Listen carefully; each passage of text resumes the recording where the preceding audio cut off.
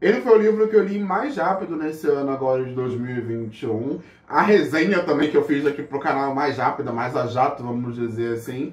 E eu não podia deixar de trazer aqui em primeira mão para vocês como foi a minha experiência de leitura do livro Se a Casa 8 Falasse, o lançamento da Globo Out, o livro escrito pelo Vitor Martins.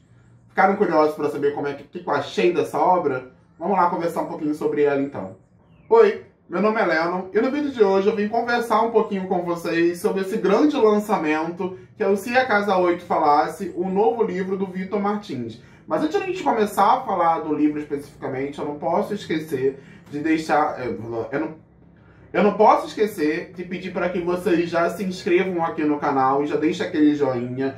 Por favor, pessoal, são duas ações rapidinhas que vocês fazem e ajudam muito o canal a crescer. Faz com que o vídeo alcance ainda mais pessoas e que o canal cresça ainda mais. Então, são formas simples de você apoiar ainda mais esse pequeno produtor de conteúdo aqui que fala com vocês. Além disso, se você não me segue ainda nas redes sociais, não deixe de me seguir, principalmente no Instagram e no Twitter. Eu sempre deixo linkado aqui no box de descrição as minhas redes sociais.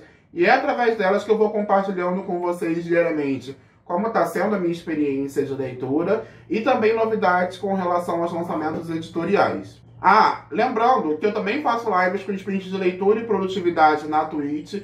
Eu tô lá todas as sextas, sábados, domingos e segundas-feiras a partir de 7 horas da noite. Ou quando tem algum projeto, alguma coisa específica, eu também sempre faço live através da roxinha, através da Twitch.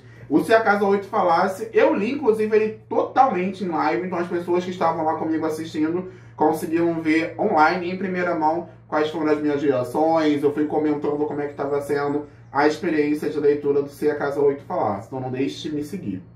Vamos lá então falar agora do livro? Bom pessoal, Se a Casa 8 Falasse vai ser lançada aqui no Brasil no dia 30 de setembro pela editora Globo Out. Sim, hoje ainda é dia 26. Eu não sei o que aconteceu, mas eu comprei tanto a versão física como a versão digital, porque eu pensei que no dia 30 agora de setembro ia ser aquele pandemônio, ia ser meu noivo querendo ler o livro, eu querendo ler o livro também, a gente naquele desespero.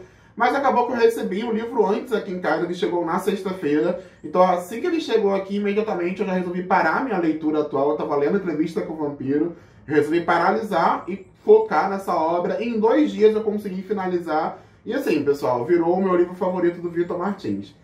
Sobre que fala Se a Casa 8 Falasse? Se vocês já leram a sinopse, ou se vocês vêm acompanhando as redes sociais do Vitor Martins, ele já falou um pouco pra gente sobre o que fala Se a Casa 8 Falasse. A gente sabe que aqui a gente vai ter como personagem central, né, como personagem principal, vamos dizer assim, a Casa 8, que fica uma casa que ela se encontra na Rua Girassol, na pequena cidade de Lagoa Pequena. E esse livro ele vai ser particularmente, majoritariamente, né, todo narrado pela casa, em terceira pessoa. Aí ele só vai ter o último capítulo, que é um capítulo narrado por um outro personagem, mas se você tá com o livro em mãos, pelo amor de Deus, não vá agora ver quem é a pessoa que vai narrar o último capítulo, que só vai estragar toda a sua experiência de leitura. Pra mim foi uma surpresa esse último capítulo, eu achei um capítulo maravilhoso, um capítulo delicioso. Eu ri e chorava, foi um momento de rir e chorar, porque é cômico o que o Vitor traz pra gente como personagem ali apresentando esse desfecho da história, ao mesmo tempo acaba se tornando gostoso. Então, enfim, vamos lá. Então, como eu disse, o livro ele vai ser narrado pela casa, mas ao mesmo tempo a gente vai ter a apresentação de 3 linhas temporais distintas. A casa ela vai apresentar pra gente quem eram os moradores no ano 2000, no ano de 2010 e no ano de 2020. E a gente vai acompanhar o desenvolvimento desses personagens e como é a visão e a relação da casa, dessa moradia, com o que está acontecendo naquele momento, naquela linha temporal com esses personagens. Como assim, Lennon? Vamos lá. No ano 2000, a gente vai ter os personagens Celso, que é o pai da Ana, que é a nossa personagem principal. A Ana, ela tá se conhecendo, ela é lésbica, uma menina lésbica, uma adolescente lésbica, mas ela não é assumida ainda para os pais dela. Ela namora com a Letícia, e o momento que a gente vai acompanhar aqui na história é quando ela descobre que o seu pai ele vai precisar se mudar de Lagoa Pequena, que é o interior de São Paulo, uma cidade no interior de São Paulo, para poder ir para o Rio de Janeiro. E a Ana se encontra nesse grande dilema de ter que se mudar e, ao mesmo tempo, ela está iniciando a relação dela, está começando uma relação amorosa, está se descobrindo como uma mulher lésbica e ela vai ter que passar por esse processo de mudança. Então a gente vai acompanhar e vai visualizar a própria casa narrando pra gente como funciona a relação da Ana com o pai dela. Então a gente vai acompanhar e vai ver que existem algumas questões com relação ao relacionamento da Ana e do pai, levando em consideração a essa situação da mãe ter falecido durante o parto da Ana.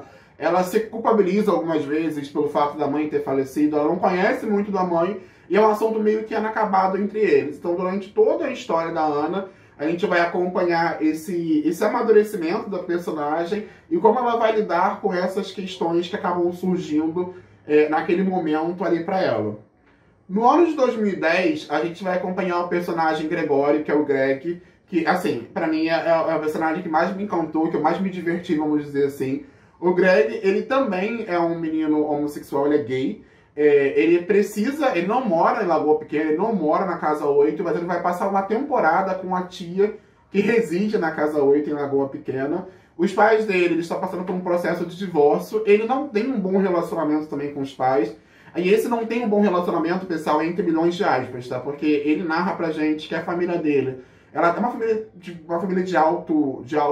classe média alta, vamos dizer assim, que tem um poder aquisitivo, eles não têm problemas monetários, vamos resumindo, mas mesmo assim eles estão passando por um processo de separação.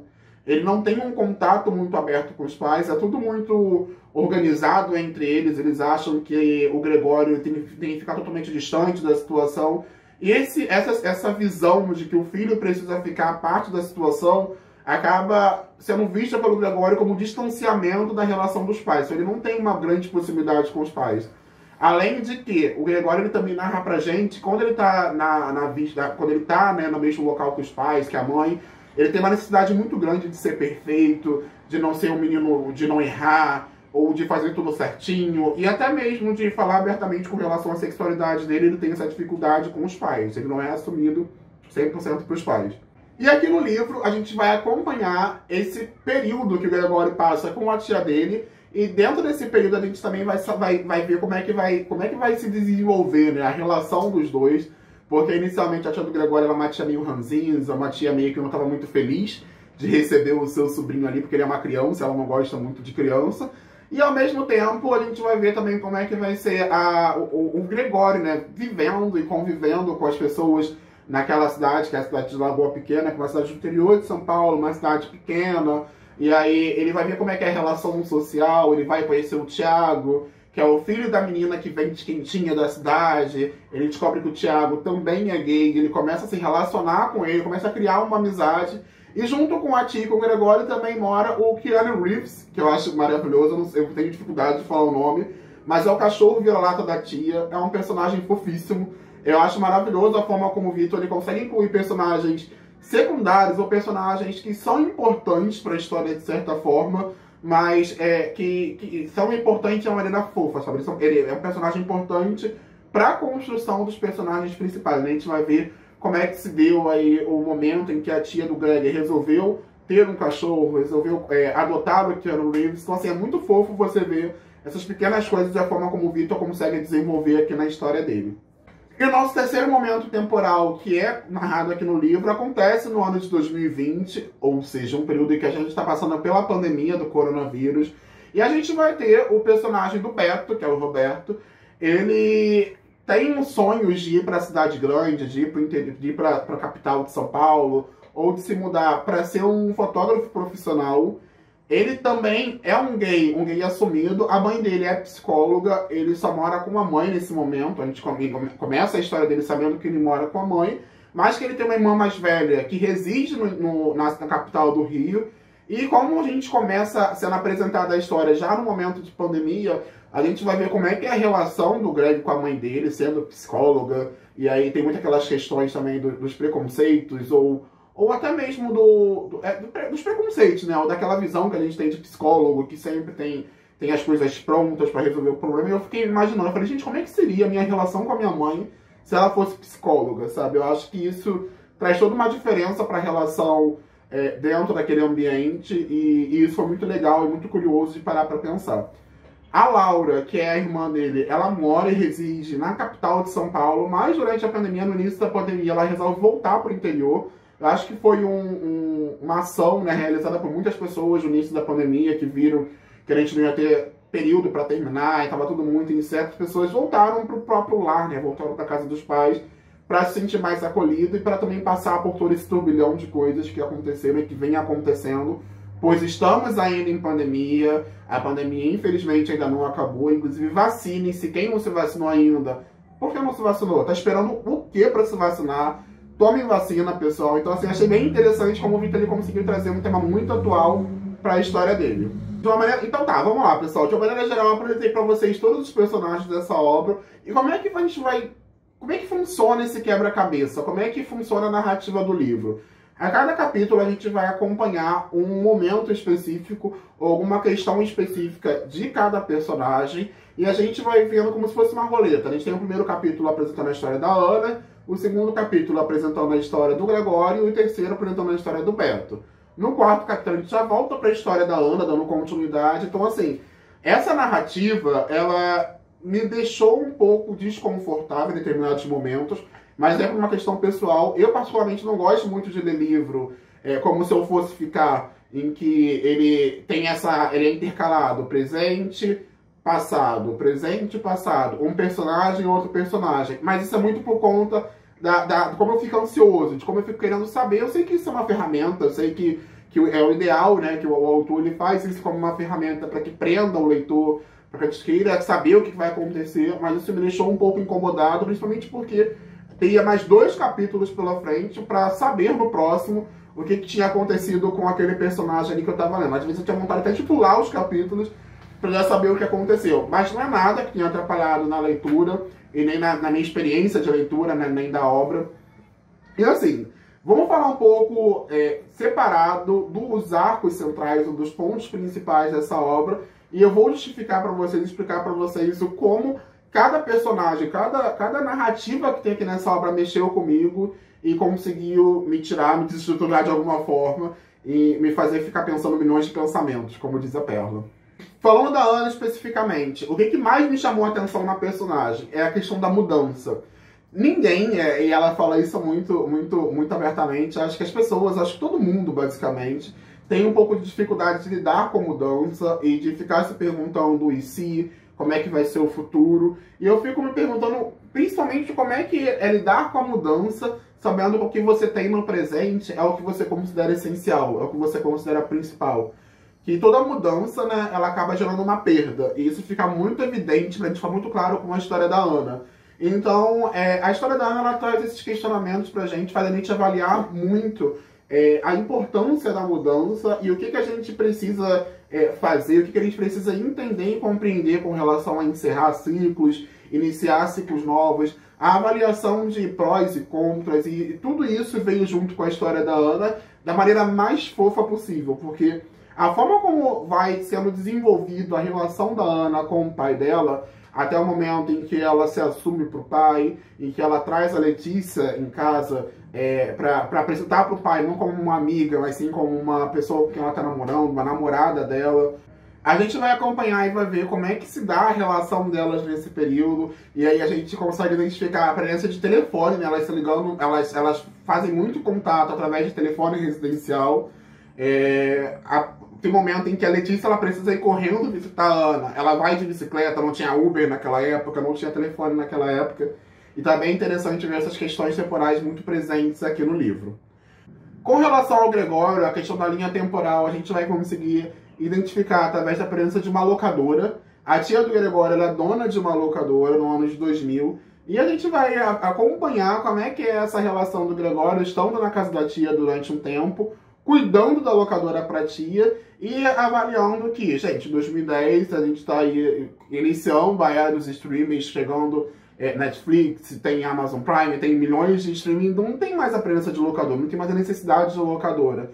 E aí gera a ideia do Gregório de, gente, eu preciso fazer alguma coisa para mudar o negócio da minha tia, para que ela continue tendo um local onde ela possa falar dos filmes favoritos dela, onde ela possa falar sobre o amor que ela tem pelo Keanu Reeves, inclusive. O nome do Totó, né, do cachorrinho, é por conta do amor que a tia tem por esse grande ator. E é legal você avaliar esse paralelo como hoje, em 2021, o Vitor conseguiu trazer um ator, que é o Keanu Reeves, está sendo muito falado por conta do retorno de Matrix, né, ele conseguiu implementar e trazer isso na obra dele. É bem interessante a gente acompanhar também esses paralelos. Agora, já falando do Beto, a gente consegue ver essas questões temporais na relação que ele estabelece com o Nico, que é um menino com quem ele conversa via WhatsApp, onde ele conversa constantemente sobre o que ele está sentindo, sobre como está sendo o dia dele.